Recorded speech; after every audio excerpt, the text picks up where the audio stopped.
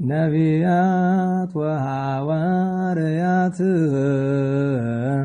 ጻድቃን ወሰማዕት ደናግል ወመነኮሳት አይሩግ ወሕፃናት ገዳማውያን ወሊቃውንት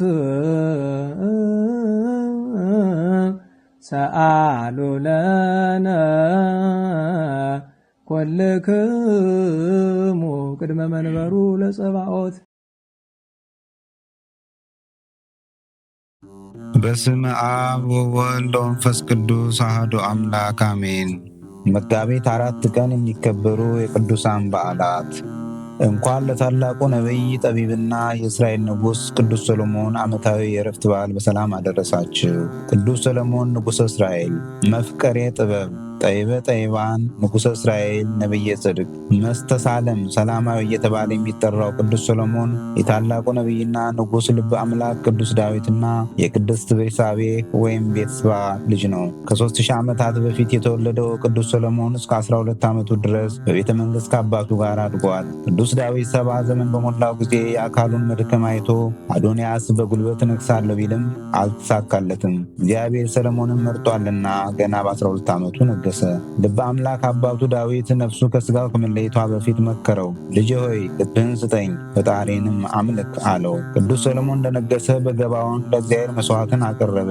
ጌታም ተገልጾ ምን ትፈልጋለህ አለው። ሰሎሞንም ልክ እንደ አባቱ ማስተዋልን ልቦናን ለመነ። በዚህም ጌታ ደስ ስለተሰኘ አልቦ እምቅድሜከ ወአልቦ እምድኅሬከ፣ ከአንተም በፊት ከአንተም በኋላ እንዳንተ ያለ ጠቢብና ባለጠጋ ሰው የለም አይኖርም ብሎ ተሰወረ። ቅዱስ ሰሎሞን ለ40 ዓመታት በእስራኤል ላይ ነገሰ። ግሩም በሆነ ፍትሑ በልዩ ጥበቡ ዓለም ተገዛለት። እግዚአብሔር የመረጣት የኛዋ ንግሥተ ሳባ ወይም አዜብ ማክዳም ፈትነው ዘንድ ሄዳ ምኒልክን ወይም እብነ መለክን አጸነሰች። በኋላም ታቦተ ጽዮንና ሥርዓተ ኦሪትን መጣልን። ነቢየ ጽድቅ ቅዱስ ሰሎሞን ድንግል ማርያም ከነሱ ዘር እንደምትወለድ ነግሮት ነበርና ያበጀው መስሎት ሴቶችን አብዝቶ ነበር። ነገር ግን አንደኛው ሰው ሥጋ ለባሽ ነውና፣ ሁለተኛ ደግሞ ከብዙ ሴቶች መካከል ከአንዷ እመብርሃን ትገኛለች መስሎት ነበር። ነገሩ መንገድ ስቶበት ከአሕዛብ ወይም ከፈርዖን ልጅ ጋር በመወዳጀቱ ለጣዖት አሰገደችው። እግዚአብሔር እጅግ አዘነ። በራእይ ተገልጦ ስለ ወዳጀ ስለ ዳዊት ስል በአንተ ላይ ክፉን አላደርግም አለው። ታላቁ ነቢይ ሰሎሞን ይህንን ሲሰማ ወደ ልቡ ተመለሰ። ማቅ ለብሶ አመድ ነስንሶ በፍጹም ልቡ አለቀሰ። ንስሐ ገባ። መፍቅሬ ንስሐ ጌታችንም ንስሐውን ተቀበለው። የይቅርታው መገለጫም ተወዳዳሪ የሌላቸውን 5 መጽሐፍት ገለጠለት። ተናገራቸው፣ ጻፋቸው። እሊህም 1ኛ መጽሐፈ ጥበብ፣ 2ኛ መጽሐፈ ተግሣጽ፣ 3ኛ መጽሐፈ መክብብ፣ 4ኛ መጽሐፈ ምሳሌ፣ 5ኛ መኃልየ ዘሰሎሞን ናቸው። ቅዱስ ሰሎሞን ልዩ የሆነውን ቤተ መቅደስ በመስራቱ ይደነቃል። ደጉ ንጉሥ ጠቢብና ነቢይ ሰሎሞን በዚህች ዕለት በ52 ዓመቱ አርፎ ወደ ፈጣሪው ሄደዋል። እንደ ድርሳነ መስቀል ኢትዮጵያዊ ትውፊት። ከመፍቅሬ ጥበብ ቅዱስ ሰሎሞን በረከት ይክፈለን። መጋቢት 4 ቀን የሚከበሩ ዓመታዊ ቅዱሳን በዓላት። መፍቀሬ ጥበብ ቅዱስ ሰሎሞን።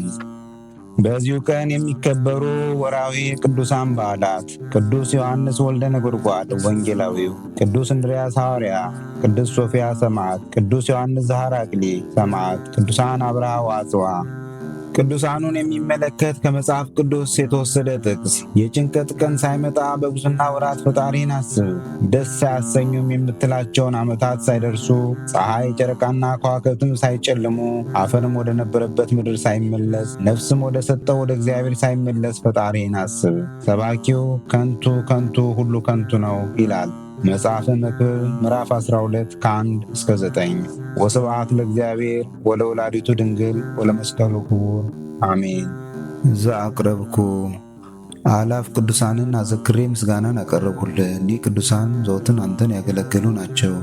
በድህነቴ የማነብልህ መጽሐፍ ምስጋና ተቀበል። አንተ ብዙ ባለጠጎች ካገቡት ይልቅ የድሃዋን መበለት ስጦታን ተቀብለሃልና።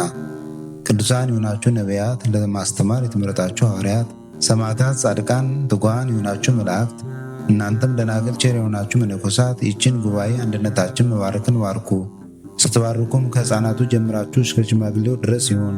በብራና በወረቀት የጻፈውን ሊያስደርስ በገንዘብ ዋጅቶ ያጻፈውን አምኖ ያነበበውን ወደ ሌላ ልሳንም የተረጎመውንም በዝነ ልቦና አምኖ የሰማውን ከጠብ ከክርክር ከመከራ ከችግር በምትሰውር በእናቱ በማርያም ጸሎት ኢየሱስ ክርስቶስ ሁላችን አንድ ላይ ይማረን። ኢየሱስ ክርስቶስ ሁላችን አንድ ላይ ይማረን።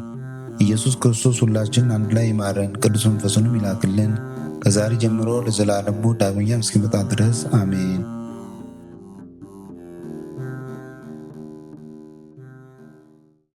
ነቢያት ወሐዋርያት ጻድቃን ወሰማዕት ደናግል ወመነኮሳት አይሩግ ወሕፃናት ገዳማውያን ወሊቃውንት ሰአሉ ለነ ኩልክሙ ቅድመ መንበሩ ለጸባኦት